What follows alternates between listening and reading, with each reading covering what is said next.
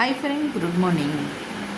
ઘણા બધા આજે મને એક નવો જ વિચાર આવ્યો અને ખરેખર દરેક વ્યક્તિ આ વિચારો સાથે સહમત હશે જ એવું માનું છું. કોઈ પણ સંબંધ હોય, એ પતિ પત્નીનો હોય, ભાઈ બહેનનો હોય, કે પછી આપણા કાકા ફુવા મામા માસી, દરેક સંબંધ હોય, દરેક વ્યક્તિને પોતાની ઈચ્છા પ્રમાણે જીવવાનો અધિકાર છે. પણ ઘણીવાર એવું થતું હોય છે કે આપણે એમની ઈચ્છા પ્રમાણે ને નકારી કાઢતા હોય છે, આપણે એમની વાતને માનતા નથી હોતી. તો એવા સમયે ઘણીવાર બધા આપણા સંબંધીઓ જે હોય છે એ આપણી સાથે બોલવાનું બંધ કરી દેતા હોય છે. ઘણાના આવો અનુભવ થયો જ હશે.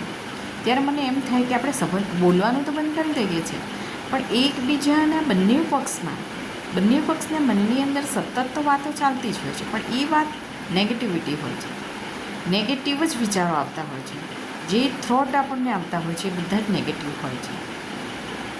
અને એ નેગેટિવ થોટ, એ વિચારો જે આપણા જે છે એ આપણા શરીર ઉપર, આપણા આત્મા ઉપરથી આપણા શરીર ઉપર અસર કરે છે, ઘરની એનર્જીને નુકસાન કરે છે. એની સાથે સાથે બાળકો જે છે એના ઉપર બી સૌથી મોટી અસર કરે છે.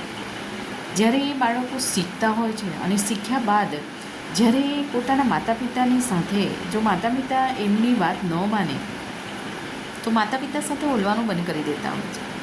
અને માતા પિતા ત્યારે એમને ખૂબ જ દુઃખ થતું હોય છે. એ સમયે એ વિચારતા નથી હોતા કે મેં કરેલી ભૂલ જે છે, પોતે કરેલી ભૂલની સજા આપણે બાળકો થકી આપણને મળતી હોય છે. તો સંબંધો આપણી માટે બહુ જ ઇમ્પોર્ટન્સ હોય છે. દરેક સંબંધનું મહત્ત્વ હોય છે, કારણ કે એમના માટે આપણે સંબંધ માટે કંઈ પણ કરવા માટે આપણે તૈયાર હોય છે. પણ આપણી ઈચ્છાઓને આપણે આપણી રીતે પણ જીવવાની છે. એ સમજ શક્તિ ન હોવાના કારણે અને માણસમાં રહેલો અહંકારને કારણે સંબંધને આપણે નીચો બનાવી દઈએ છીએ અને અહંકારને આપણે ઊંચો બનાવી દઈએ છીએ.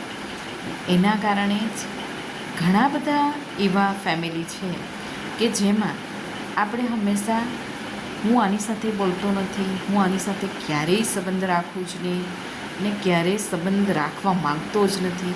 આ બધા શબ્દ જે છે એ હંમેશા અહંકાર હોવાના કારણે જ હોય છે, બીજા કારણે હોતું નથી.